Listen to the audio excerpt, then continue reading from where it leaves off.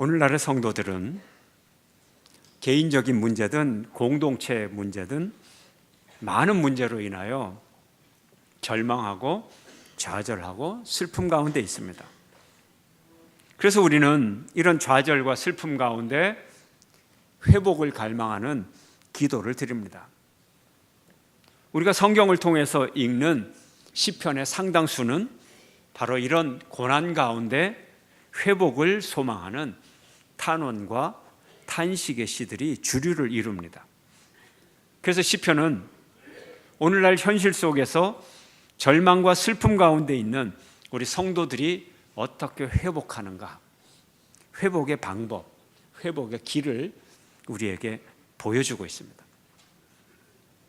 시편은 150편으로 되어 있는데 탄식의 시가 많은데 그 150편 중에서 가장 깊은 탄식, 가장 슬픈 시를 뽑으라면 88편으로 꼽을 수가 있습니다.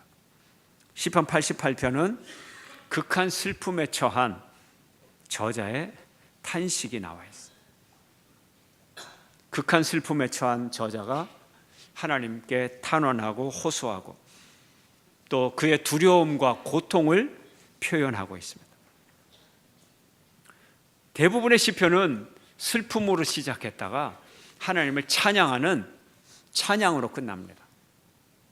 그런데 유독 시편 88편은 끝날 때도 내 마음은 절망입니다. 어둡게 끝나는 거의 유일한 시편입니다.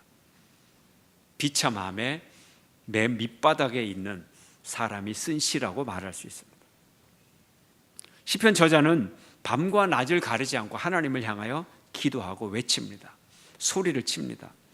현실이 너무 힘드니까 밤에 잠을 잘 수가 없는 거죠.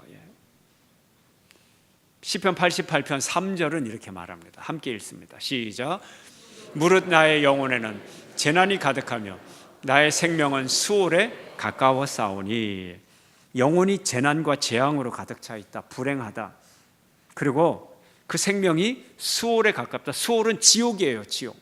무덤이에요. 죽음이에요. 내가 가깝다. 지옥에 가깝다. 거의 죽을 때가 됐다. 임종시간이라는 게 이제 1, 2초만 지나면 꼴깍하고 죽을 수밖에 없는 그런 운명에 처해 있다는 거예요. 임종의 순간이 코앞에 와 있다는 거예요. 그래서 4절은 이렇게 말하죠. 함께 시작. 나는 무덤에 내려가는 자같이 인정되고 힘없는 용사와 같으며. 사람들이 나를 무덤에 곧 죽을 거야. 입만 열면 저 사람은 곧 죽을 거야. 저 사람 끝났어. 암흑의 회사 다시는 가능성이 없어. 암흑의 건강 이제 곧 죽을 거야. 암흑의 가정 곧 다 파탄될 거야. 남들이 다 입버릇처럼 말하는 거예요. 다 끝이라는 거예요. 더 괴로운 것은 더 이상 기억되지 않는 존재로 여겨진다는 거죠. 더 이상 기억되지 않는 존재. 사람들이 기억하지 못하는, 죽은 사람이니까 아직 살아있으나 아무에게도 조차 기억되지 않고 잊혀진 존재. 심지어 하나님까지도 잊혀지고 하나님으로부터 버려진 존재. 88편 5절 이렇게 말씀하고 있습니다. 함께 시작. 죽은 자 중에 던져진 바 되었으며 죽임을 당하여 무덤에 누운 자 같으니이다.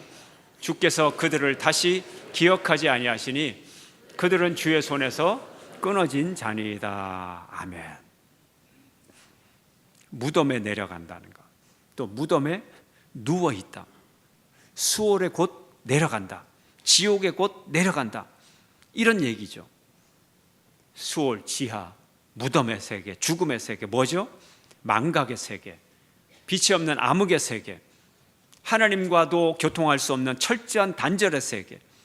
사람은 그림자 같은 존재, 하나님의 기적이 없고 하나님을 찬미하고 예배할 수도 없는 장소.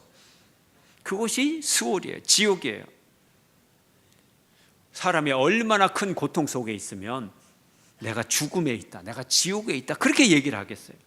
워낙 큰 절망 속에 들어있어요. 살아있는데도 무덤 속에 있다는 거예요. 아무 소리도 들리지 않아요. 귀가 먹먹해요. 눈은 점점 어두워져요. 깜깜해집니다. 아, 나는 죽었구나. 죽은 존재구나. 이제 끝이구나. 모든 게 끝이구나. 그런 탄식으로 몸부림치고 하나님을 향하여 외치는 거예요. 나의 모든 것은 공포와 두려움 속에 지나가고 있구나. 탄식합니다. 잠을 잘 수 없어요. 어떤 분은 얘기합니다. 나는 고난이 왔는데 기도가 안 돼요. 살만한 거예요. 예. 아직 버틸만 한 거예요. 예. 고난이 왔는데 왜 기도가 안 돼요? 절규, 동물에 가까운 절규를 할 수밖에 없는 상태인데 왜 기도가 안 된다는 거예요? 탄식합니다.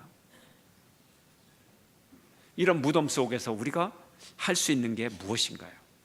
무덤 속에서 할 수 있는 것, 생각은 할 수 있죠. 생각. 예. 무슨 생각을 합니까? 사람들이 나를 잊었구나, 하나님이 나를 잊었구나, 생각을 하잖아요. 절망의 생각, 죽음의 생각, 생각하잖아요. 이걸 생각해야 돼요. 생각할 수 있다는 걸 생각해야 돼요. 그러면 절망을 생각하고 죽음을 생각할 수 있다면 하나님의 은혜도 생각할 수 있지 않느냐는 거예요.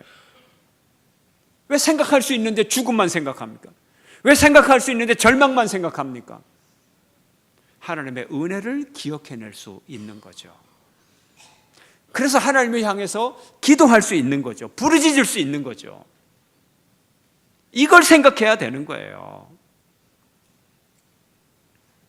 절망의 생각에서 하나님의 은혜를 기억하는 생각으로, 그리고 기도하는 생각으로 나갈 수 있어야 되는 거예요. 그러므로 하나님 앞에 나갈 때 하나님을 향한 고백, 이것이 절대 우리가 포기할 수 없다는 거예요.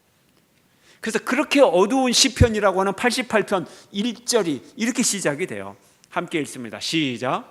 여호와 내 구원의 하나님이여, 내가 주야로 주 앞에서 부르짖었사오니 하나님은 내 구원의 하나님이에요.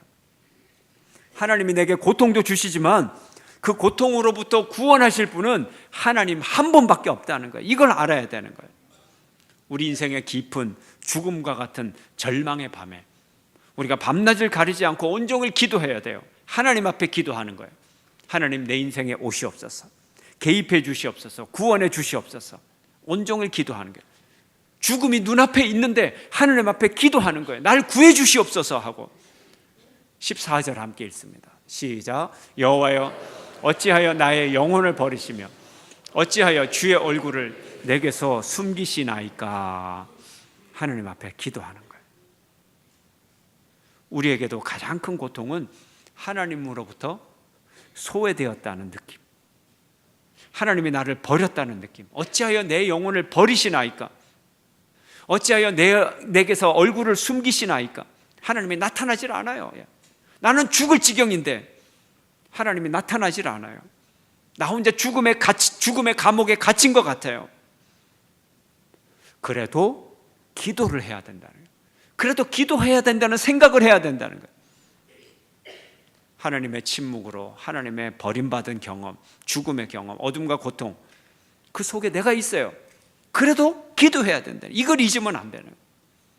15절 말씀을 읽습니다. 시작. 내가 어릴 적부터 고난을 당하여 죽게 되었사오며 주께서 두렵게 하실 때에 당황하였나이다. 아멘. 우리의 고난이 어릴 때부터 당하는 고난이 많아요. 뭘 뜻합니까? 오랜 시간의 고난을 뜻하는 거예요. 오랜 시간의 고난. 오랜 시간의 고난에도 죽게 될지라도 하나님께 매달려야 돼요. 왜요? 주께서 나를 두렵게 하는 거예요. 원인은 하나님에게 있기 때문에. 우리가 나이를 먹어도요, 어린 시절에 당한 고난을 해결 못하는 분들이 많아요. 그래서 그것 때문에 너무너무 괴로워하는 사람들이 많아요. 어린 시절 아무것도 할 수 없는 연약한 시절에 당한 고난이기 때문에 그 고난이 너무 큰 거죠. 너무 큰 거죠. 아주 어릴 때 버림받은 경험이 있어요. 아주 어릴 때 폭력을 당한 경험이 있어요. 아주 어릴 때 극한 가난의 경험이 있어요. 극한 배고픔을 겪었어요.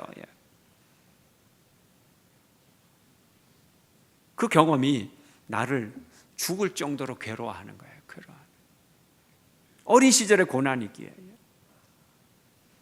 이때 하나님께 우리는 구원을 호소해야 되는 거예요. 그저 괴로워만 하지 말고 하나님 앞에 나가야 되는 거예요. 믿음을 붙잡을 때 환경을 이길 힘이 생기는 거예요. 환경을 이길 힘을 먼저 얻어서 그렇기 때문에 믿는 게 아니에요. 하나님은 그렇게 즉각 오시지 않아요. 그래서 제가 시편 88편에 극한 슬픔을 먼저 말씀드렸지만, 이 88편의 최고로 슬픈 슬픔을 극복할 수 있는 방법, 오늘 우리가 읽은 시편 42편에 나와 있는 거예요. 그것이 해답인 것입니다. 고난의 회복, 고난으로부터의 회복의 방법이 무엇인가? 하나님, 나의 위급한 처지에서 나를 구원해 주옵소서 탄원하고 있어요. 어떻게? 한번 읽겠어요?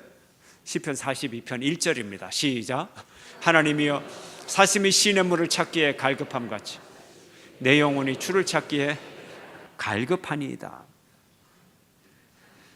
탄식하게 만드는 이유, 주를 향하여 갈급하기 때문에 탄식하는 거예요. 2절 말씀 함께 읽겠습니다. 시작. 내 영혼이 하나님 곧 살아계시는 하나님을 갈망하나니 내가 어느 때에 나아가서 하나님의 얼굴을 배울까? 탄식하는 이유가 뭐냐? 하나님의 얼굴을 뵙지 못해서 탄식하고 있는 거예요. 하나님의 얼굴을 뵙지 못하는 게 가장 괴로운 이유예요. 슬퍼요. 9절 말씀 함께 읽겠습니다. 시작. 내 반석이신 하나님께 말하기를 어찌하여 나를 잊으셨나이까? 내가 어찌하여 원수의 압제로 말미암아 슬프게 다니나이까 하리로다. 하나님, 어찌하여 나를 잊으셨습니까? 이게 가장 슬프다는 거예요. 지금 고난 중에 있어요. 재정적인 어려움에 있어요. 관계가 파괴가 되었어요. 건강에 문제가 생겼어요. 중병을 앓아요. 곧 죽을 지경이 됐어요. 모든 것이 실패했어요. 그것 때문에 슬퍼하고 그것 때문에 괴로워해야 되는데, 오늘 시편 저자는 하나님이 안 계셔서 내가 슬픕니다. 추상적인가요? 믿음이? 믿음은 왜 이렇게 현실을 초월하고 도약하나요? 왜 일어나요? 뭔가 딴 얘기하고 있는 것 같은가요? 참 믿음을 가진 사람은 바로 이것이 믿음의 본질이라는 걸 알아요. 왜요? 세상의 상황 가운데, 환경 가운데 절망해서 환경에 집착을 하면 그 환경이 나를 구원해 주지 못하지만, 이 환경의 능력을 뛰어넘는 하나님께 매달리면 하나님이 이 환경을 내게 이기게 해주시죠.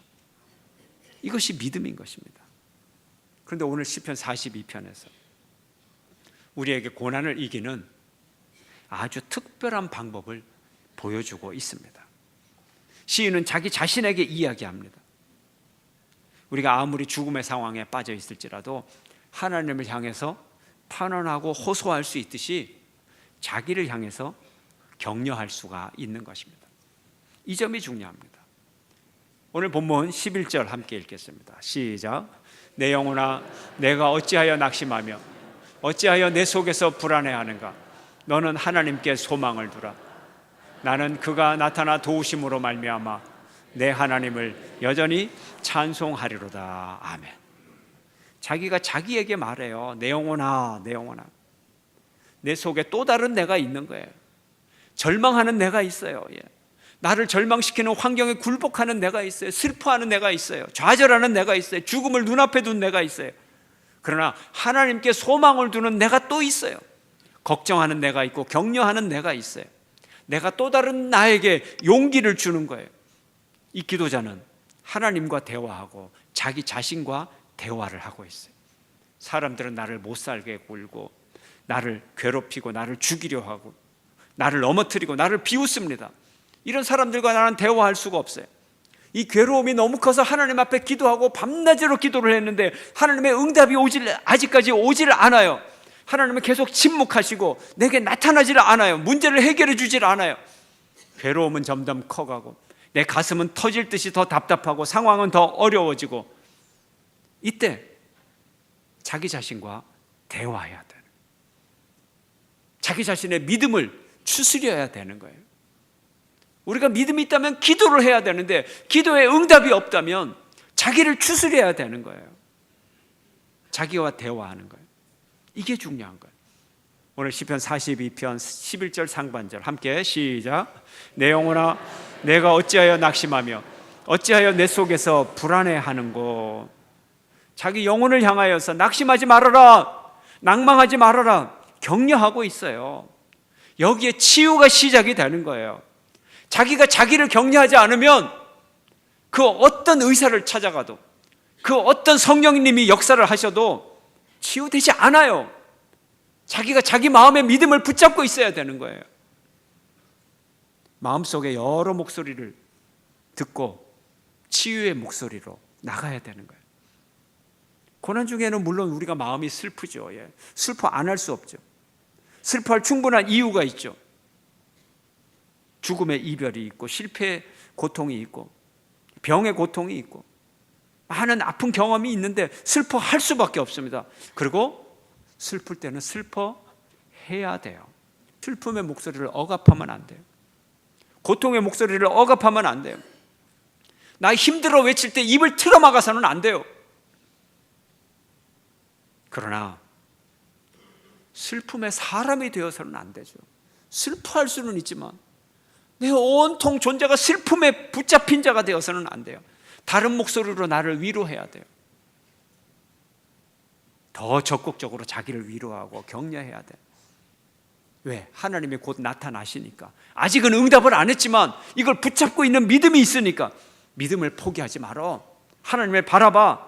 너의 시선을 하나님께 맞추어. 이거 오늘 11절 하반절의 말씀이에요. 함께 읽습니다. 시작. 너는 하나님께 소망을 두라. 나는 그가 나타나 도우심으로 말미암아 내 하나님을 여전히 찬송하리로다. 여기 힘겨운 싸움을 벌이고 있는 거예요. 절망과 희망이 씨름을 하고 있는 거. 어디서? 내 마음에서. 밀리면 지는 거예요. 하나님께 소망을 두라고 자기를 격려합니다. 이것이 믿음이에요. 억울한 슬픔이 있어요. 마음의 병이 생겨요. 육신의 병으로 나타나요.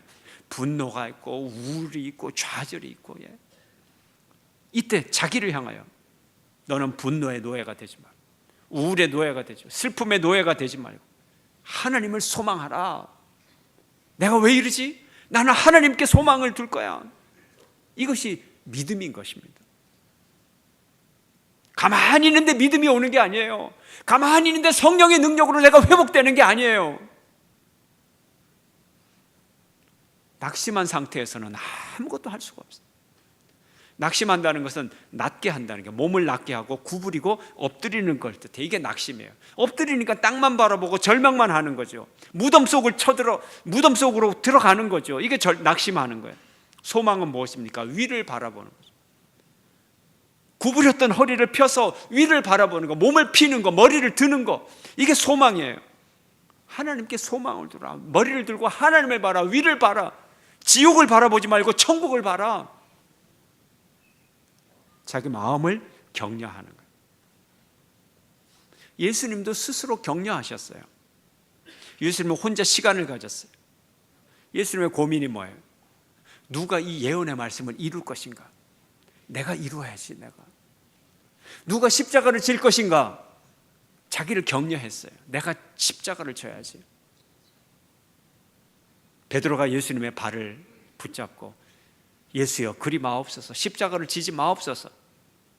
예수님이 뭐라 그래요? 사탄아 물러가라. 너는 하나님의 일을 생각하지 않고 사람의 일을 생각하는구나. 예수님의 머릿속에 하나님의 일을 생각하면서 자기를 격려하는 거예요. 예수님은 우리처럼 절망의 밑바닥까지 내려가셔서 상상할 수 없는 고난을 당하시고 비참한 모습으로 죽음의 문턱에 내려가셨어요. 예수님이 돌아가시기 직전에도 예수님은 암흑을 경험하셨어요. 마태복음 27장 45절 함께 읽습니다. 시작. 제 6시로부터 온 땅에 어둠이 임하여 제 9시까지 계속되더니. 예수님이 돌아가시기 직전에도 이런 깊은 암흑을 경험하셨어요. 지옥을 경험하셨어요. 그 다음 절은 이렇게 말합니다. 함께 시작. 제 9시쯤에 예수께서 크게 소리질러 이르시되 엘리 엘리 라마 사박다니 하시니 이는 곧 나의 하나님 나의 하나님 어찌하여 나를 버리셨나이까 하는 뜻이라. 보세요. 예수님도 하나님으로부터 버림받은 경험을 하셨어요. 나는 왜 기도하는데 응답이 없나? 나는 하나님으로부터 버림받은 존재구나. 나는 잊혀진 존재구나. 하나님 왜 나를 버리셨어요? 왜 나를 잊으셨어요? 예수님도 하나님으로부터 버림받은 경험을 했어요. 우리가 이런 경험을 한다고 믿음을 버리면 안 되는 거예요. 이걸 통과해야 구원의 길이 열리는 거예요.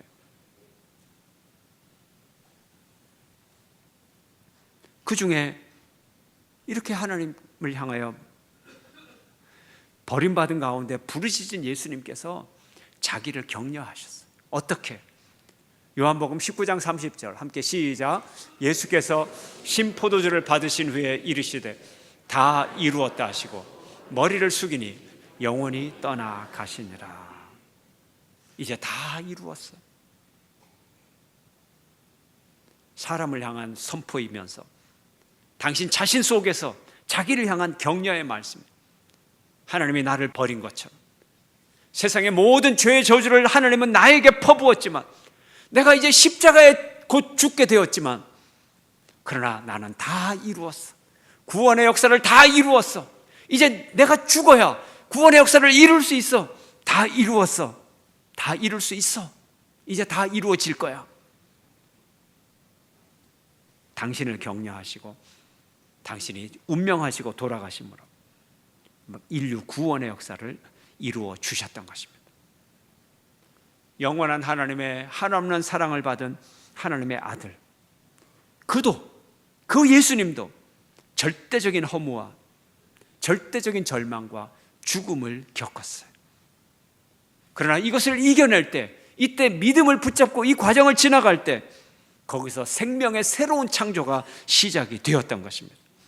십자가에서 모든 절망이 사라지고, 십자가에서 모든 죽음이 사라지고, 모든 죄악이 사라지고, 모든 고통이 사라지고, 모든 슬픔이 날아가 버렸어요. 모든 것이 끝이 났어요. 거기서 죽음의 장소 십자가에서 구원의 새로운 창조의 역사가 시작이 되었어요. 이 모든 과정에서 예수님은 하나님을 향한 믿음을 붙잡고 있었던 것입니다. 내 영혼아 여호와를 송축하라. 내 영혼아 믿음을 버리지 말어. 이게 믿음인 거예요. 이 죽음의 골짜기를 통과해야 우리의 믿음이 정금같이 나오게 되는 거예요. 우리는 이 세상의 정치, 경제, 사회, 가족 많은 면에서 회복이 필요해요. 가끔 포기할 때가 있어요. 에이 뭐 그러면 그렇지 뭐 에라 망해라. 그럴 때가 있어요. 어찌할 바를 몰라서 포기해버릴 때가 있어요. 내 건강에 종점이 왔을 때 이제 내 생명의 숨의 줄을 스스로 포기할 때가 있어요. 하나님이 끊으실 때까지는 포기할 수가 없는 것입니다. 하나님께 우리의 시선이 맞추어질 때 우리는 진정한 회복을 경험할 수가 있을 것입니다. 내 마음을 상하게 하고 불안해하는 것이 무엇입니까? 그것들만 바라보고 탄식하지 말고 하나님을 소망하는 여러분 되시기를 축원합니다. 믿음을 붙잡는 여러분 되시기를 축원합니다. 어떤 상황 가운데서 나타나 도우시는 하나님, 그 하나님을 소망하고 낙담하지 마시고 낙심치 않기를 자기를 격려해 나가고 자기에게 힘을 주는 여러분 되시길 주의 이름으로 축원합니다.